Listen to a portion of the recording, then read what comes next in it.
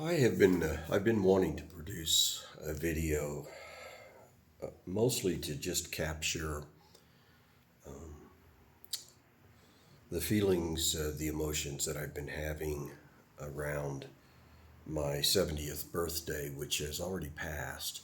It was on July 10th, and so the entire month of July has just been a focus on the fact that I am entering my 70th decade, no, my seventh decade of life.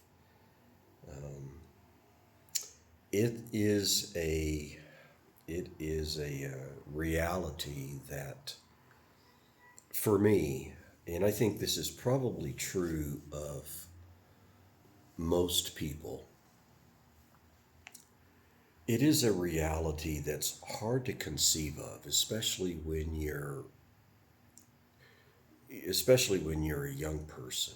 You know, I my favorite year, my favorite landmark year is my 17th year. It was the year I left my home in Memphis, enlisting in the Air Force. In some ways, jumping into a boat without any oars and just letting life just took me at that point. I had no I had no guidance. I had no compass. The meager guidance that I did have from my parents was, in retrospect, was not very helpful. It was basically just survive, or something like that. It wasn't anything about accomplishing goals or having vision for life or anything of that nature. It was just simply go out and do this and you'll be safe. Basically, it's sort of the safe way of doing things.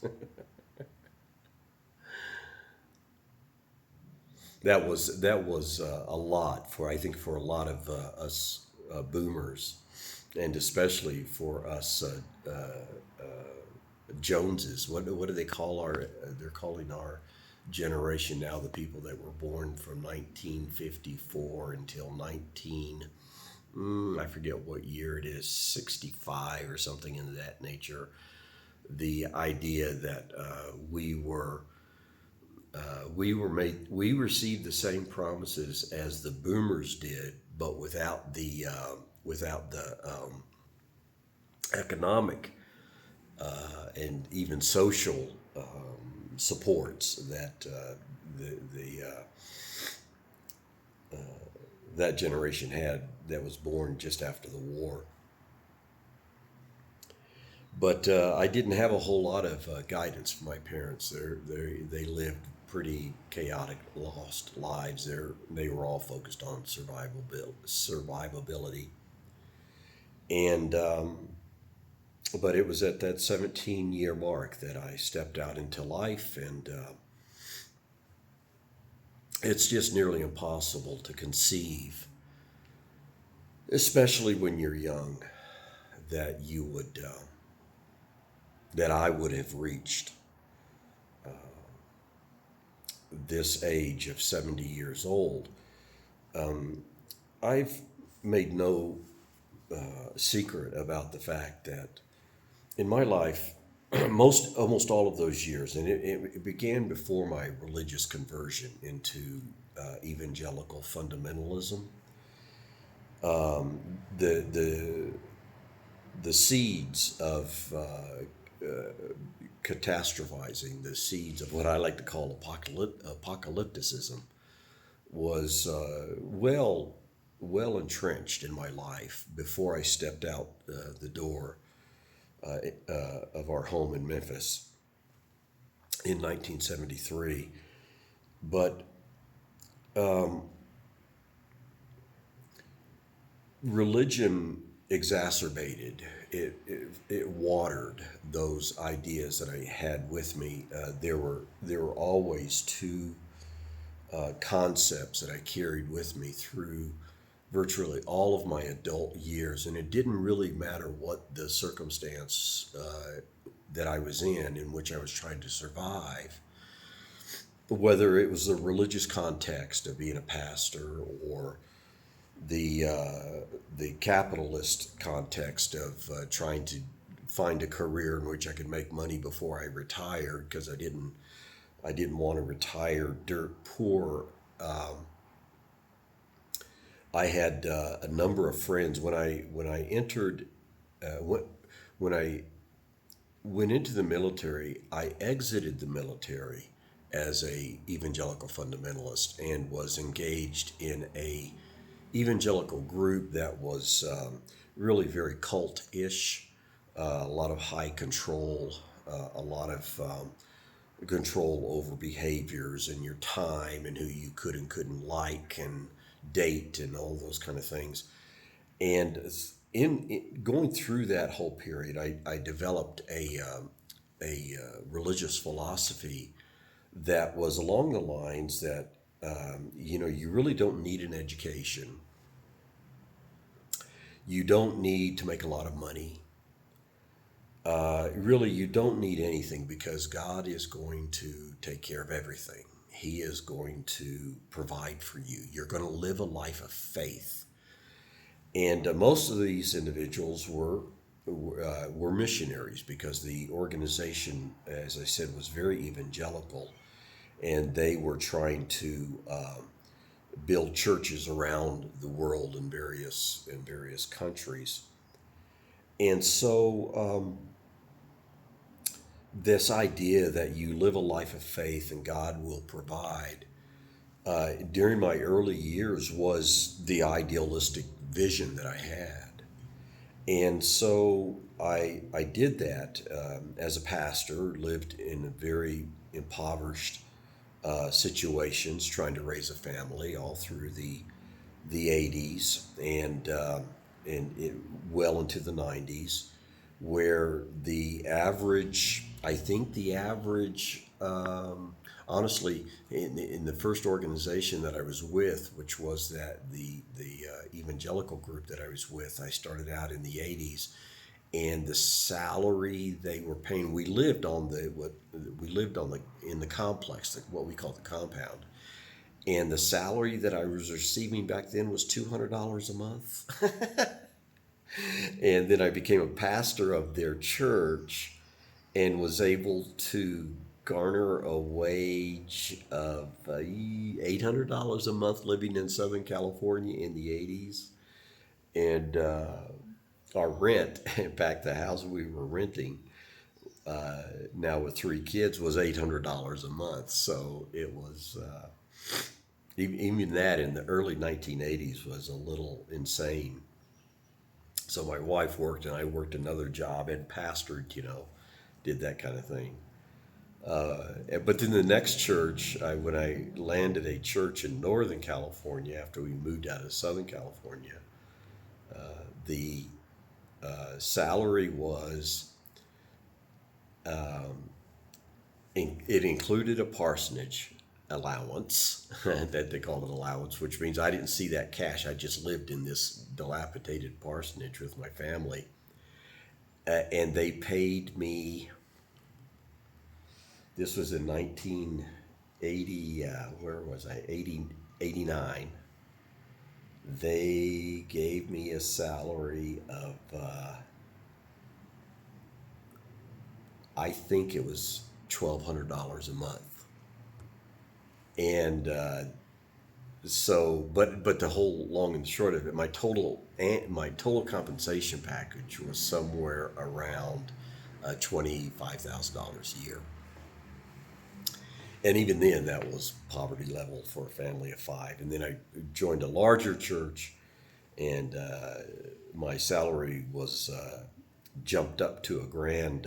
I think it was like $29,000. I never made $30,000 after 4 years of being a pastor in that church. I never made more than $30,000. They never gave me a raise. So I was always having to hustle on the side. Even as a full-time pastor, my wife had to work, of course. And we were always didn't have much money, and once as I got into my mid 40s, I not only did I enter into a crisis of faith, but I also entered into a crisis of economics. I I started doing the numbers, going, okay, this is not going to work because there's no way at that wage level I will end up on the bare minimum Social Security, which was going to have to be our primary retirement source. And my wife would have received a bare minimum as well, which maybe would have come out to a total of $1,200 a month, and which would have just absolutely put us into a situation of poverty that I was not willing to accept, even though I'd known several of these missionaries who were still alive at the time, who had retired or were nearing retirement or could not retire and had to remain on their donation base to survive. I just didn't want to go down that path. And so, as I said, I not only had a crisis of faith, but I also had a very reckoning, a very rude awakening to my financial situation. And so I left the ministry partly because not only of the growing disillusionment that I was having with Christianity, but also the fact that I needed to figure out how to make some money, which I did. So I say all of that my faith started out in this, or yeah, my belief system started out with this idealism about living by faith and God would take care of you and etc., which in fact did not, from my perspective anyway, did not turn out to be beneficial to me. So I, I guess I'm rambling on or meandering about all of that because I want to talk this morning about the changes that I have gone through in my life now into my 70 years,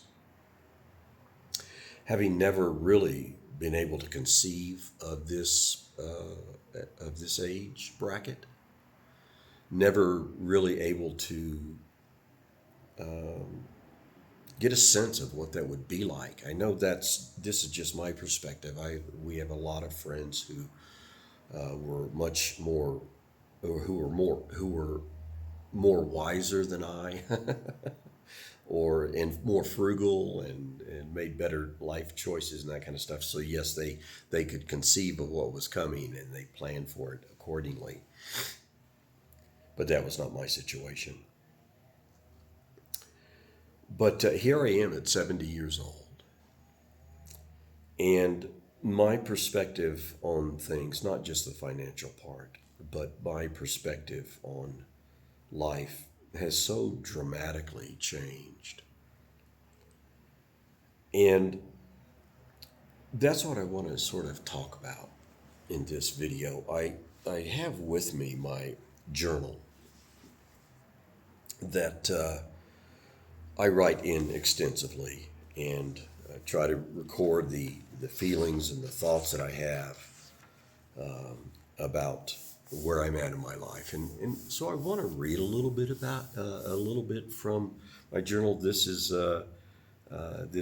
dated on the 21st, so it was pretty recent. As I said, July has just been a month of contemplation for me, and it's been a month where I've had some. I actually had a rare episode, an episode I haven't had in a while, but I had a pretty challenging episode about a week before my birthday, and part of it had to do with an interaction that I had with one of my brothers, who is not a kind person, who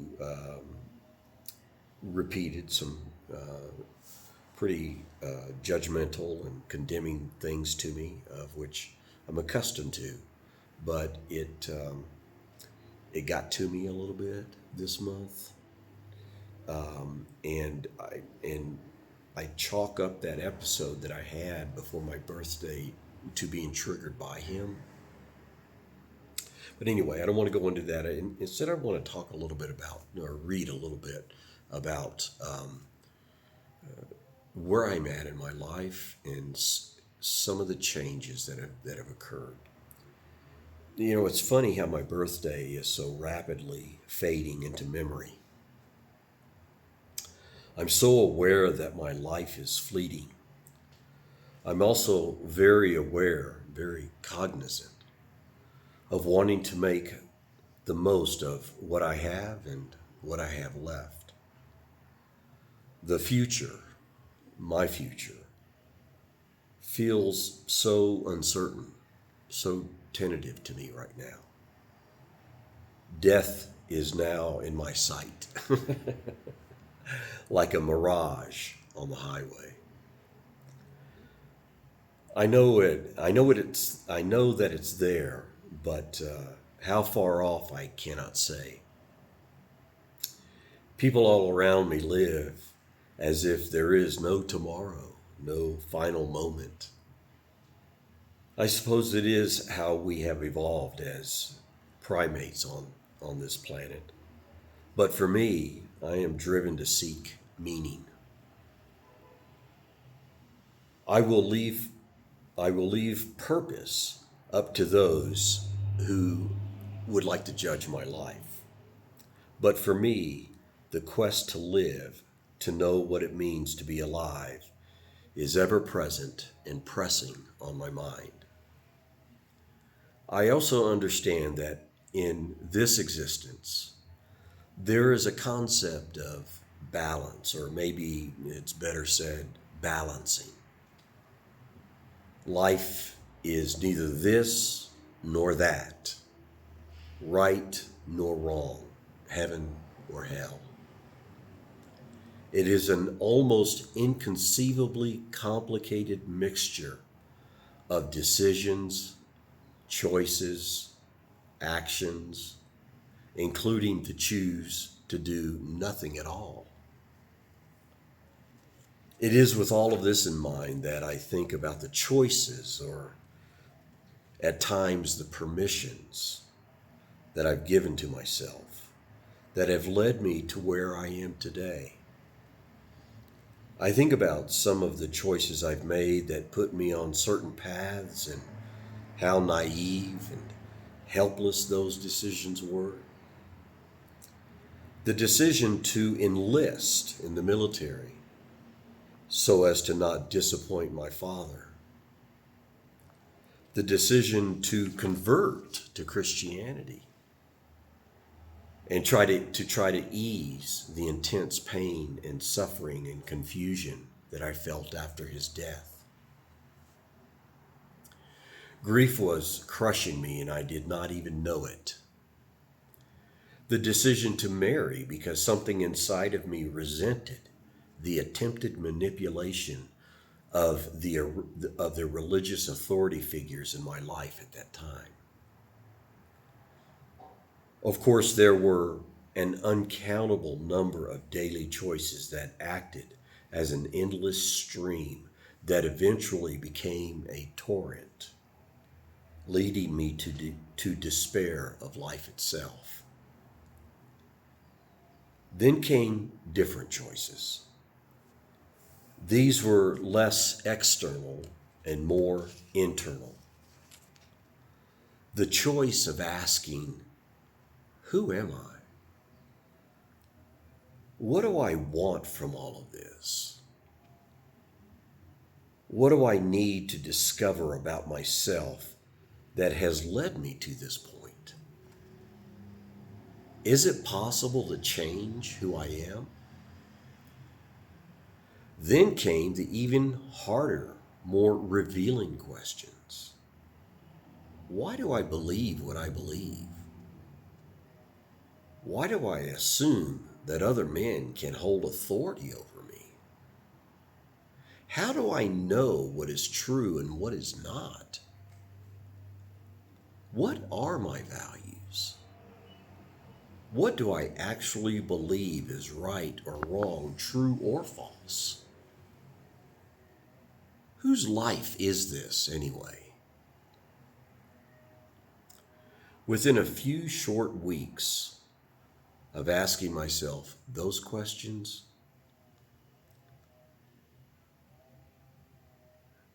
my life, my internal life, was in shambles. It was frightening, yet exhilarating. There was a vague sense of me starting to emerge from the clutter. Within months, several large pieces of debris from the collapse were dragged off the pile and discarded, not the least of which, excuse me as I find my page here,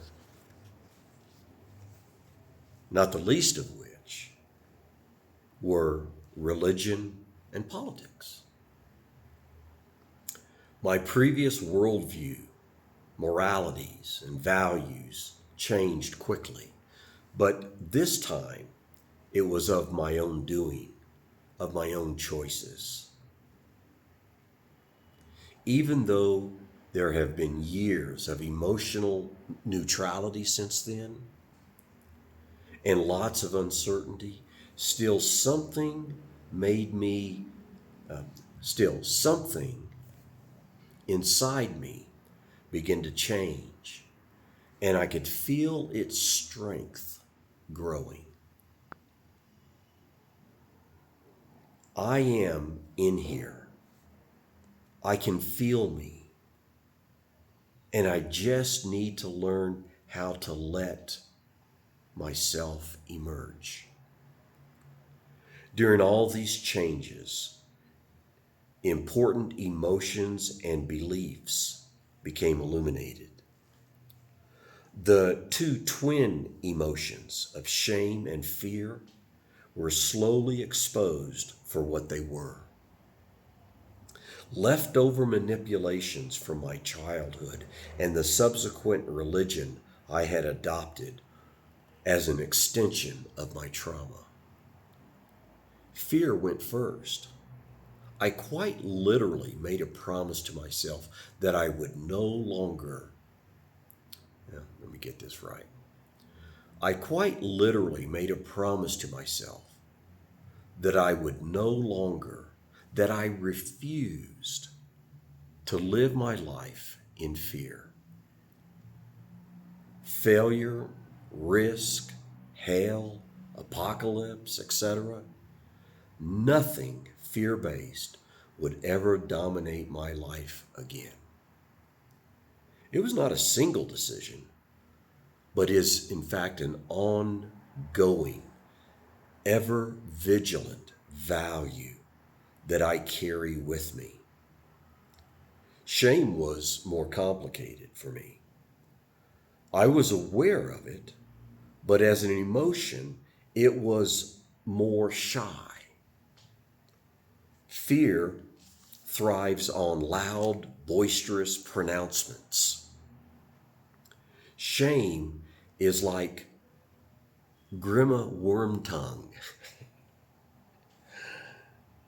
It sneaks around in the shadows, whispering in your ear.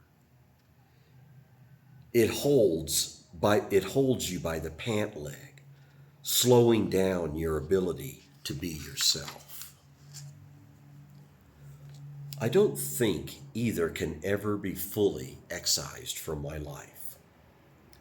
They are leftovers of our evolutionary wiring, but they can be managed, kept in their respective cages, and used as important tools for what not to do with your life. Well, this is getting really long, but I have to conclude with the results of all of this.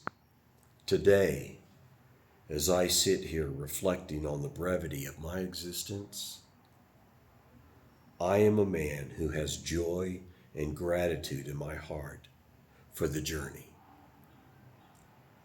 It's been painful, ugly and hard as hell, but somehow I've made it. I've made it through and have learned that, yes, I can change my life, determine my own meaning. I am my own person, and no one can take that away from me. So,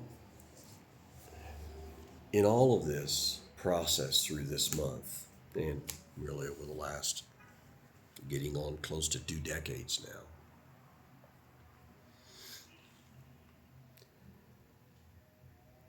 not only have I found the tools that I need, or I should say, maybe learned how to use the tools to remove the controls of self loathing, catastrophizing, what I referred to for a long time as moral depravity and apocalypticism. But I've learned how to manage those demons, manage those fears, to put them in their place. Not only have I learned to eliminate the things that were unhelpful, harmful, and in some ways self-destructive for me, but and this has been the surprising part. Along the way, I have found their replacements.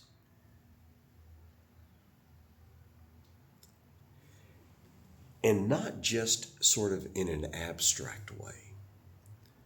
But the fact is that the biggest replacement for all of that in my life has been the reality, has been the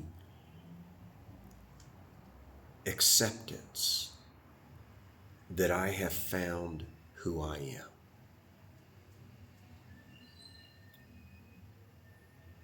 Who I identify as a person without someone else telling me who I should be. And through the course of, I don't know whether I found myself or invented myself. I think I found myself because I think back to that 17-year-old boy. And even though his vision was naive, over these last, I can't do the math, it's too many numbers. Over these last decades, the vision of that 17-year-old me was my compass. It was my bedrock. And I found the means to get back to it. And in doing so,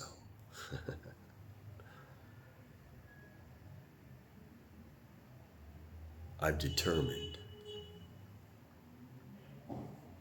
not only who I am, but who I want to be, and to let that part of me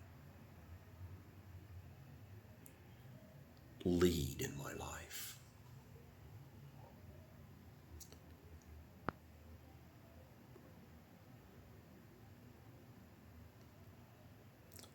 I love people because I see their humanity. And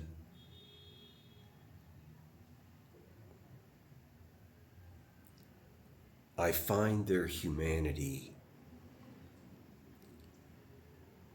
I'm not sure what adjective I want to use. I find their humanity fascinating. I find it thoroughly human, good or bad.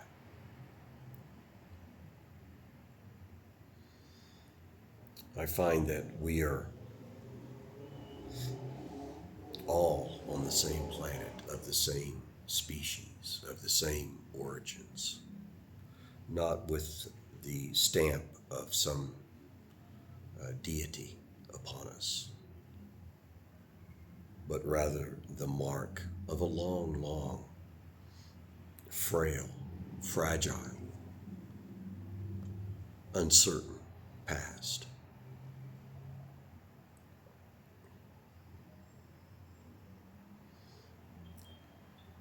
And I enjoy the thing that gives me the greatest pleasure in my life, the thing that makes me feel more alive, is to share as much love and encouragement with people as I possibly can. To listen, to look in their eyes, to try to see them for how they want to be seen.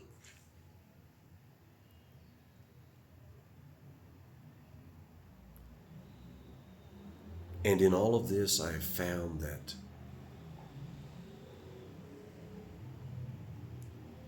I want to thrive.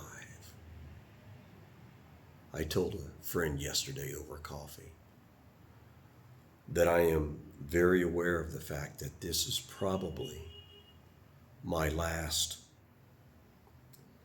let's say my last full decade, if I make the whole decade. But the last full decade where I'm going to have the remnants of my youthful energy, maybe the remnants of my younger mind before the inevitable comes along and starts chipping away, even though it's already started.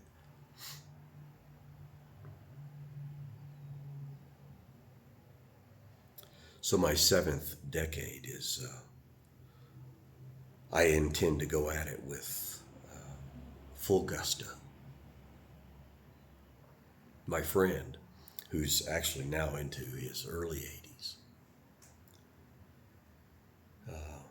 he and I have a very similar approach to these matters, but he's been a little bit down lately, and I just challenged him. Hey, buddy, I don't know what it's like to be where you're at. You've got 13 years on me. The 80s I can't conceive of yet, much less, or maybe I could conceive of them a little better than I could of my 70s when I was 17.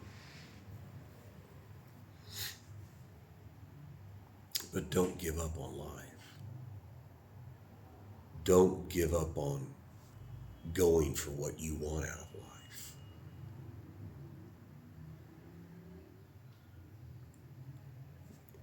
Hang on to yourself, the self that you admire, the self that you want to be.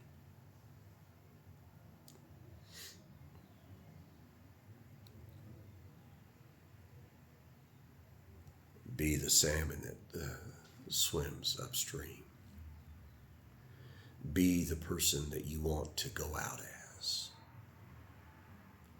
so that when people gather for your memorial, they will say of you what you want said of you.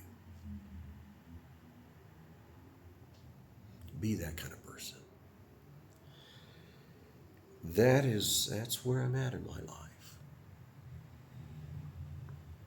There's nothing easy. The demons are never quite excised. The voices of hate and control and nonsense are ever present. People telling you who you should be. why you should hate yourself, why we should hate the world.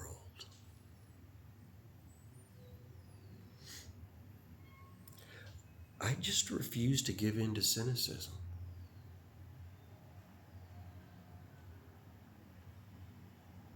For one reason, I don't have a good cause to. I mean, there's some real assholes. There's some flaming assholes out there today, some of whom are in charge of entire countries. But I will not let sons of bitches like that control who I am as a person and how I feel. You don't have that. I do not give you that permission nor privilege, pal. And all of those who would tell me that I should, subjugate myself to such ugliness. Well, no thank you. Anyway, here I am, 70 years old plus, entering into a surreal stage of living.